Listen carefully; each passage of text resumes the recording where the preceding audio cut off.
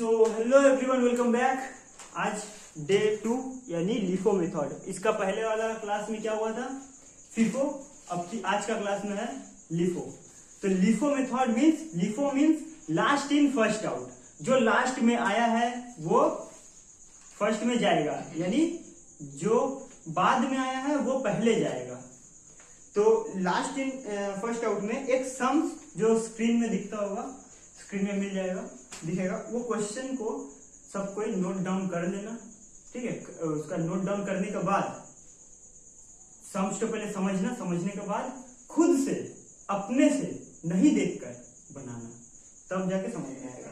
उसके बाद कंप्लीट करने के बाद उसके बाद मैच करना कि कहाँ गलत हुआ है, कहाँ डाउट है, कौन सा जगह डाउट है।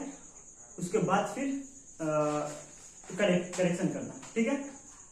तो नेक्स्ट क्वेश्चन पढ़ते हैं लिफो मेथड का। ABC limited furnishes the following information regarding an item of raw materials for the month of December 2011। ठीक है, दिसंबर 2011 का, दिसंबर का, अच्छा वीडियो चल रहा है।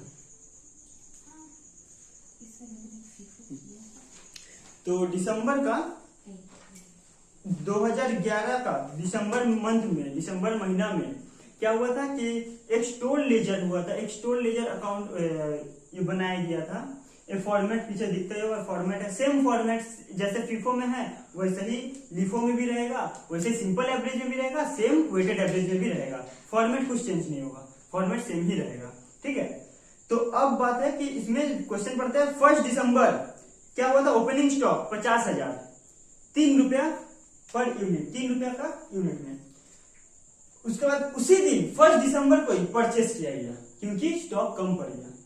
परचेस किया गया 1 लाख यूनिट, 2.5 रुपया पर यूनिट करके, मैंने एक यूनिट का दाम 2.5 रुपया है, तो 1 लाख वैसे करके 1 लाख यूनिट खरीदा, मतलब बहुत बड़ा एक अमाउंट।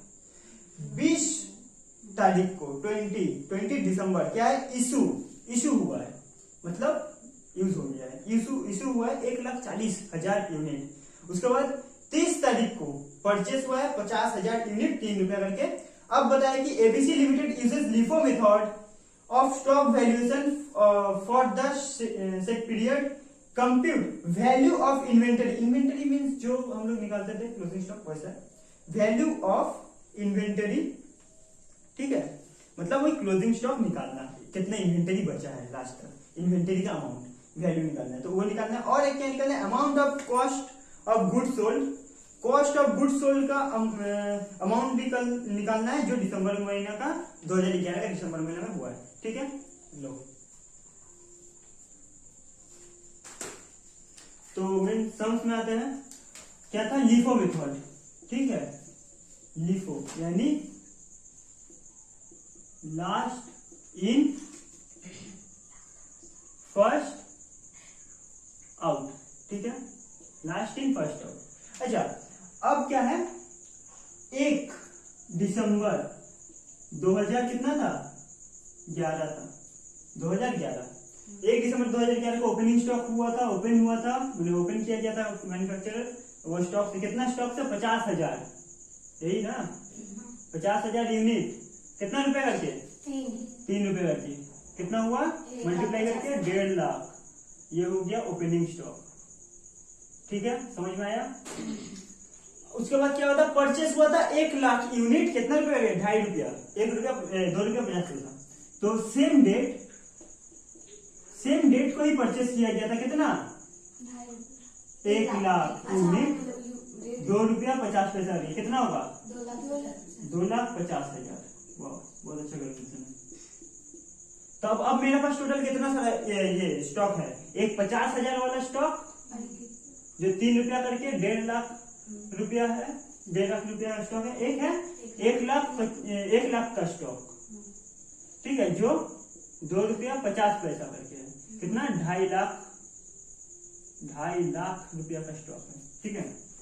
अब क्या करना है, अब इसका बाद बताया है इशू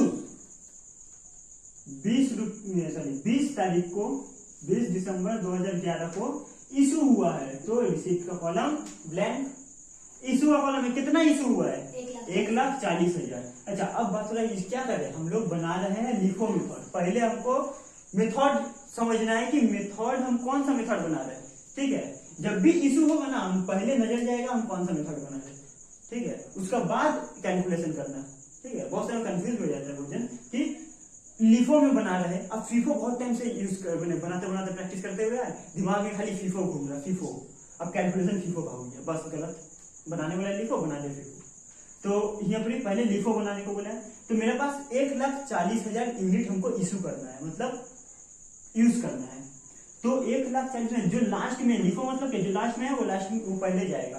लास्ट में क्या 1 लाख, तो 1,40,000 में से हम 1 लाख यूज कर देंगे।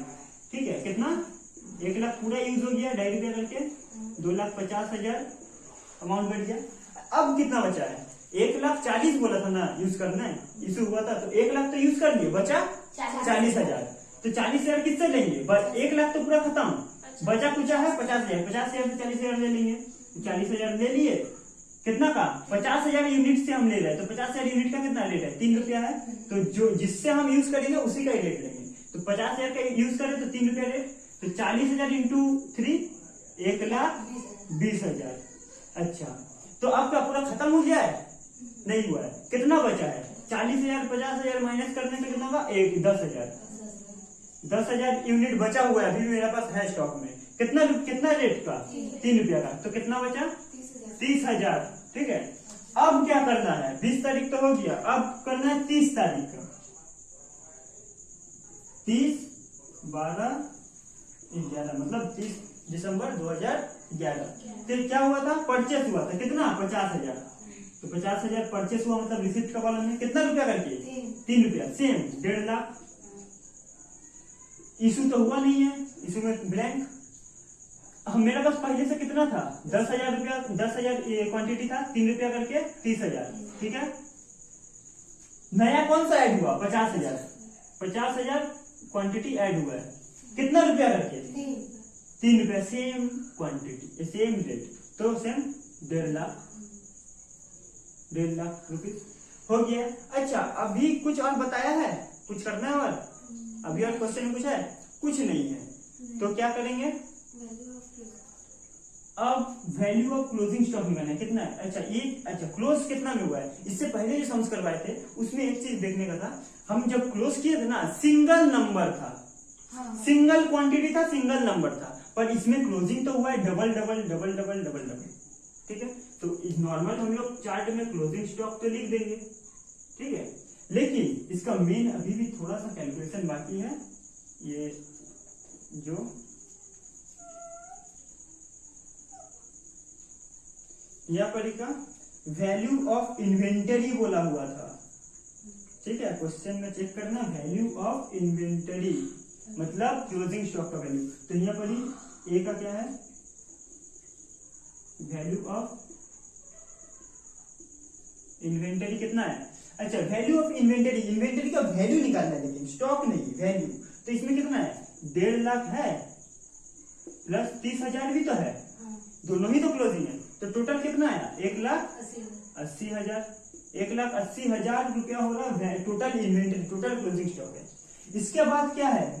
बी में क्या बताया था कि गुड्स सोल्ड जितना हुआ है, कॉस्ट ऑफ गुड्स सोल्ड। ठीक है, कॉस्ट ऑफ गुड्स सोल्ड जितना हुआ है उसका क्वांटिटी भी, उसका क्या निकालना है? उसका अमाउंट निकालना है। ठीक है, तो अमाउंट निकालने के लिए कितना सेल हुआ, कितना सोल्ड हुआ है, मतलब जितना था उससे कितना निकल गया। तो निकला किसमें है? इशू में ना निकला है, तो इशू का लिखेंगे। तो यहाँ पर पॉइंट क्या करेंगे? यहाँ पर एक पॉइंट करेंगे अमाउंट ऑफ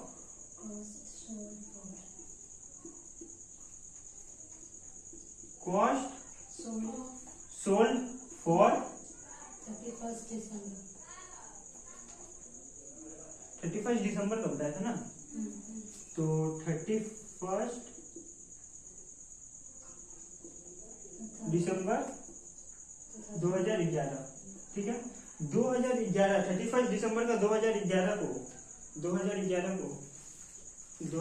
को क्या किए थे? मतलब उसका टोटल क्लोजिंग हो रहा है 31 दिसंबर। ठीक है, 31 दिसंबर